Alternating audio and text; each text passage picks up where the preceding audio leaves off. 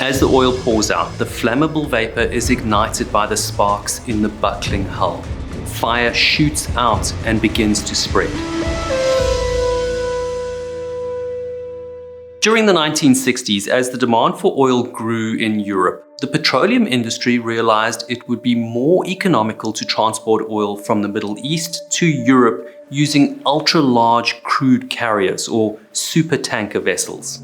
These new supertankers were so large that most older ports in the Atlantic Ocean, North Sea, and the English Channel would not be able to accommodate them. So oil companies proposed a new oil terminal capable of handling these new supertankers. This new terminal would serve as a depot for oil coming from the Middle East and would then be shipped to European refineries using smaller vessels. Oil shipments normally pass through the Suez Canal due to its shorter route from the Middle East to Europe. But because of the canal's vessel size constraints at the time, the supertankers had to use the more expensive and longer route passing through the Cape of Good Hope. The voyage around the southern tip of Africa took 16 days longer, adding 4,800 miles of travel and increasing the overall cost of the voyage by as much as $20,000, equivalent to $155,000 in 2020. With the closure of the Suez Canal in 1969 because of the Six-Day War between Israel and the Arab states, all ships had to take the longer route. The supertankers carried more load, making them more economical and attractive to use, and so the supertanker was adopted along with the idea of a new terminal to accommodate them. In 1966, the Gulf Oil Corporation identified Woody Island in Bantry Bay Island as the most suitable site for the new terminal. Woody Island offered a long, sheltered, deep water anchorage, and the location was far from any major population centers or shipping lanes. Construction started in 1967, and the terminal was completed in 1969. The onshore facility had a tank farm which included 2 tanks for ballast, used mainly to receive and treat dirty ballast and tank washing water from oil tankers. Another 15 storage tanks with a total capacity of 1.3 million tons of oil were allotted for diesel, crude, and bunker fuel used for marine vessels. 396 meters away from the onshore facility was the offshore jetty, measuring 488 meters in length. The jetty was built on 22 piles or marine structures called dolphins for the supertankers to dock and unload or load their cargo. The west end of the jetty was called Dolphin 1, which was closed off, and the east end was called Dolphin 22. Dolphin 22 housed a security hut, coin telephone box, and was used as the entrance and exit area for people and crew to and from the mainland, and the onshore facility or terminal on the island. When it first opened, the jetty was accessible by a bridge from the island. Later, this was removed, and the workers had to take a boat to get to and from the jetty. In 1968, the tanker motor vessel Universe Island went into service for Gulf Oil Corporation. With a capacity of 312,000 tons, this was the largest vessel in the world at its time, transporting oil from Kuwait to Woody Island. It was the first of 6 supertankers ordered by the company. One supertanker would arrive in Bantry Bay every 10 days, and then 3 smaller feeder tankers would distribute the crude oil to the refineries in Wales, Denmark, the Netherlands, and Spain. The terminal was very successful for the first 5 years of operation. On the 10th of June 1975, the Suez Canal reopened and the route around Africa was once again the more expensive option. Along with the delay and cost of transferring oil to smaller tankers, the supertankers began to appear less attractive economically. A recession and increase in oil prices drove industries to implement a new system called just-in-time to reduce the time spent storing products and improve their cash flow. This meant demand at the Woody Island terminal decreased. By the late 1970s, the local Gulf operating company, Gulf Oil Terminals Ireland, struggled to maintain the viability of the terminal. The company was forced to make a number of cost-saving measures to consolidate the operation and trim the unnecessary costs. The firefighting system at the terminal and offshore jetty had 3 modifications to downgrade the system. The first downgrade in 1970 was the decision not to keep the fire mains pressurized at all times. The dispatcher at the control room located at the terminal would activate the system in an emergency. Next, they removed the automatic trigger in the pre-mixed foam system on the jetty. Again, the system would be operated remotely. Then in 1971, they removed the remote control button in the control room, which triggered the foam on the center platform. The motor vessel Betelgeuse oil tanker had a capacity of 121,400 tons of oil. It was built in 1968 in Saint-Nazaire, France, and owned by Total Oil SA, a French energy and petroleum company. Unlike other large tankers, the Betelgeuse was not equipped with a loadicator or stress calculator used for calculating the stresses and bending forces acting on the ship's structure during loading or ballasting. Ballasting is similar to loading, but instead of cargo, the ship either loads or discharges water to stabilize the ship. The loadicator would allow the master and chief officer to quickly plan cargo and ballasting operations to ensure the ship's stability remains within safe limits. Many ships that carry oil install an inert gas system.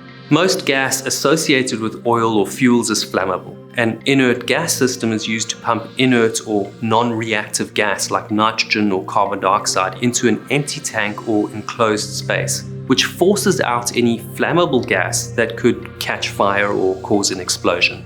But the Betelgeuse didn't have an inert gas system. These safety measures weren't a requirement at the time, and Total didn't invest in them.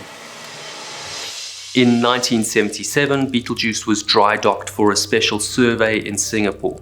The surveyors presented a list of recommendations to replace corroded parts. Some metal deck plates that reinforce areas that are prone to bending and buckling under load, and parts of the permanent ballast tanks and sacrificial anodes. Sacrificial anodes are used to protect metal structures by attracting corrosion to the anode and prolonging the life of the metal they protect. All ships have sacrificial anodes and they have to be replaced frequently. The last suggestion was to coat the permanent ballast tanks with a protective coating. Total rejected all the recommendations because they were considering selling and didn't want to take on the cost. On the 24th of November 1978, the Betelgeuse leaves the Saudi Arabian port of Ras Tanura in the Persian Gulf bound for Lexus, Portugal with a full cargo of 74,000 metric tons of Arabian heavy crude oil and 40,000 metric tons of Arabian light crude oil. The Betelgeuse plans to call first at Sines, which is south of Lisbon, to lighten the ship, but the weather is so bad that it can't enter the harbour. So it carries on to Lexus, but a ship has sunk across the harbour entrance and so it's told to head to Whiddy Island.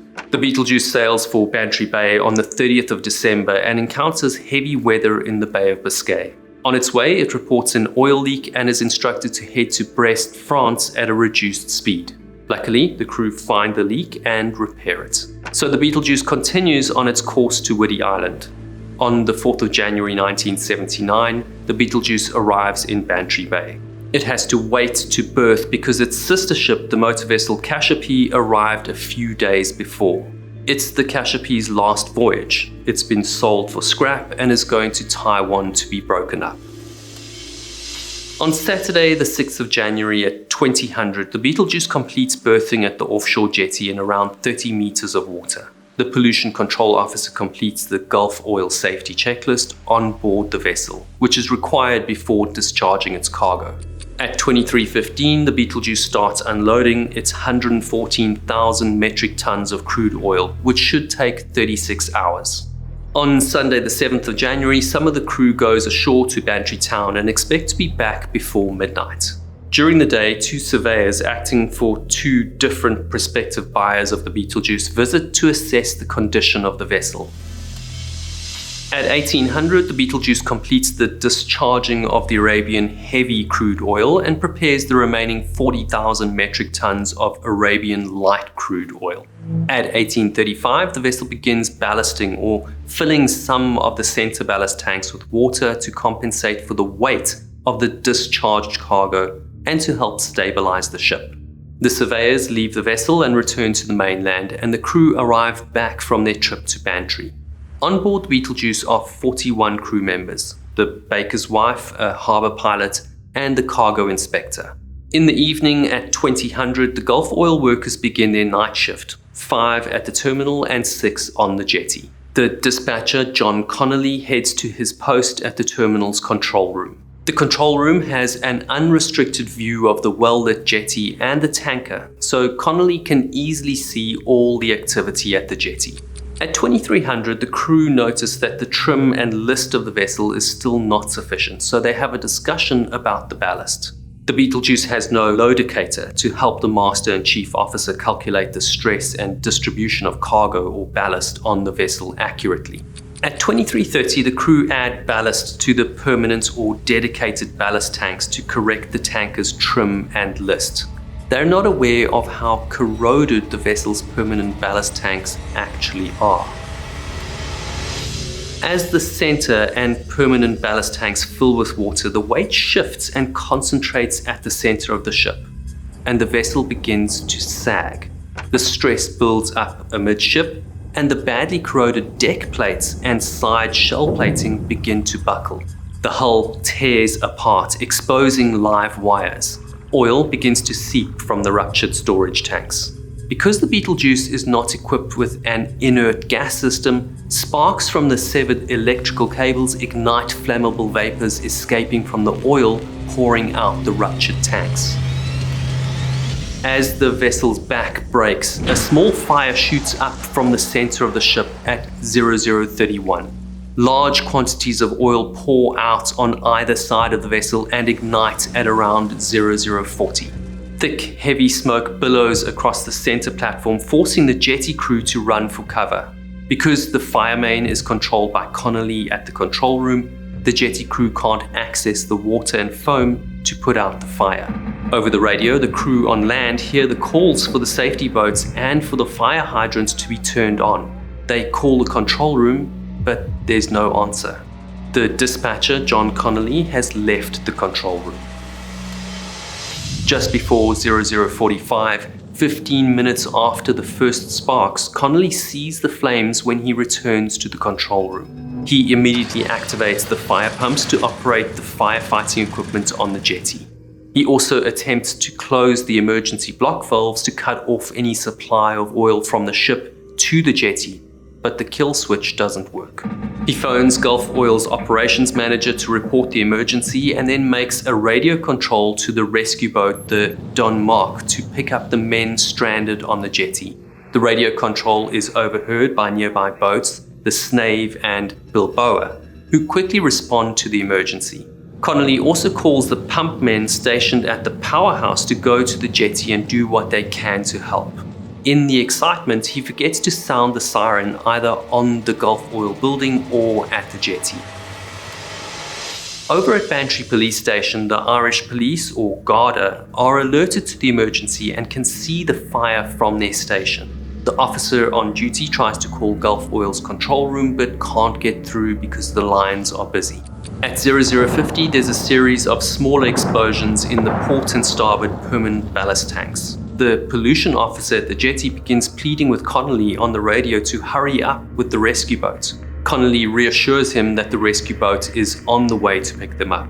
Several crew from the Betelgeuse scramble down the gangway and run to Dolphin 22 at the eastern end of the jetty, hoping to be rescued. The pilot also contacts Connolly and tells him that he's on the aft deck of the tanker with 4 of the crew and they're jumping overboard. The pumpman sees the fire across the center of the Betelgeuse, but there's no fire on the jetty. There is fire on the water below the jetty, but it hasn't reached the catwalk or Dolphin 22. Connolly makes several more radio calls. He calls the postmistress to send for additional help and the duty tug Bantry Bay to assist. The Bantry Bay tug is 20 minutes away from the Betelgeuse and leaves immediately after the radio contact. The Denmark is only able to leave the Ascon jetty opposite Dolphin 22 jetty at 0051 and is about 5 minutes away. By 0054, the fire gains strength with flames rising over 60 meters into the sky over the center platform. The fire reaches the jetty east of the center platform and engulfs the ship from midship back to the stern. The flames spread across the water towards the shore of the island. The Denmark arrives at the Dolphin 22 jetty at 0058, with the Snave following 4 minutes later. But the rescue boat is already too late. It can't get close enough with the oil burning on the water and the intense heat from the flames. Both boats are helpless to save the lives of those trapped on the jetty. At Bantry, the Garda alert their superintendent, who immediately puts the major accident plan into operation. The local fire officer is alerted and the Bantry town fire siren is sounded.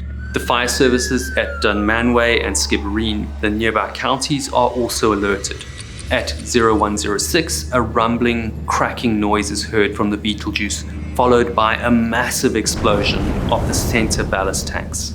The force of the explosion splits the tanker's hull and the men on the jetty are thrown into the water. The oil cargo still on board ignites and the fire reaches a height over 90 meters with temperatures exceeding 1000 degrees Celsius. The explosion is so violent that pieces of the wrecked ship and oil assembly are blown into the Mila Valley over 6 miles away. A huge piece of shrapnel from the vessel, roughly the size of a car, narrowly misses one of the oil storage tanks on the tank farm. The sound of the explosions can be heard throughout most of West Cork and as far as 35 miles out. At the West Lodge Hotel in Bantry, the Sunday night dancing in the main function room is interrupted by the shaking floor. Outside, the flames light up the winter night skies above Bantry. On Whiddy Island, 14 families living on the island hurry to their boats to flee to the mainland. They describe the scene like Pompeii, with flames bursting 40 meters into the sky and shrapnel raining down on top of the cattle sheds, with the countryside lit up like it was mid-afternoon. The Gulf oil workers try to help, but the fire tender doesn't start. They have similar problems with the fire hydrants and fire hoses, and they don't have breathing apparatus or protective clothing. The tug Bantry Bay reaches the jetty at 0110. The skipper tries to pull the Beetlejuice away from the jetty, but the quick release mechanism on the jetty is stuck and the tank can't be freed. The Bantry, Skibbereen and Dunmanway fire brigades from the nearby county manage to get onto the island on small ferry boats. Bantry Fire Brigade finds that 2 Land Rovers and the terminal fire engine won't start. Then a truck bringing fire equipment from Ascot Jetty to the tank farm breaks down. The firefighters can't get near the burning vessel. The concrete jetty crumbles into the sea. The firefighters and Gulf Oil Terminal employees decide to concentrate their efforts on preventing the fire from spreading to the tank farm and containing the oil spill. About 12 hours after the explosion, at around 1300, the Beetlejuice sinks at her moorings in 30 meters of water, leaving its bow jutting out above the waterline. This extinguishes the main fire and the firefighters extinguish the last flame at about 2000 on Sunday evening. Rescue workers can't get close to the wreck because of a cloud of toxic, inflammable gas surrounding the vessel, which could burst into flames without warning. It takes 2 weeks for the deadly cloud to dissipate before they can start recovering bodies from the wreck and pumping out the remaining crude oil cargo. In total, 51 people died. 41 crew members of the Beetlejuice, Baker's wife, the Irish pilot, a cargo inspector, 6 Gulf Oil jetty workers, and a Dutch diver who died during the salvage operations. Only 27 bodies were recovered from the 51 that died. The recovered bodies are buried in St. Finbar's Church graveyard overlooking Bantry Harbour. A Dutch salvage firm, L. Smith & Co., raised Beetlejuice in 4 sections. The bow was towed out to open water 100 miles offshore and scuttled. This attracted protests from the fishing community, so 2 sections were towed to Spain for disposal. The last section was broken up locally but was only removed in July 1980. Local fishing grounds were badly contaminated and a cleanup was only completed in 1983. The cost of the salvage, cleanup and compensation totaled around $120 million, including compensation paid by Total, who owned the ship, to Gulf Oil. Most of the costs were paid by insurance companies, with claims and counterclaims being settled out of court. The Irish government appointed a tribunal to investigate the incident that went on for over a year and produced a 480-page report. The report cited 3 contributing factors, namely the poor condition of the 11-year-old Betelgeuse, the incorrect unloading sequences and ballasting, combined with the lack of crew training, and lastly, inadequate and poorly maintained firefighting and rescue systems both on the vessel and on the jetty. The tribunal was also critical of the government for its failure to put regulations in place to ensure proper safety and emergency procedures were followed. Gulf Oil never reopened the Whiddy Island terminal, and a feasibility study in 1985 showed that it no longer had any potential use in the international oil trade. The following year, Gulf Oil surrendered its lease on the site to the Irish government. After carrying out a limited refurbishment, the Irish government used the terminal to hold its strategic oil reserve.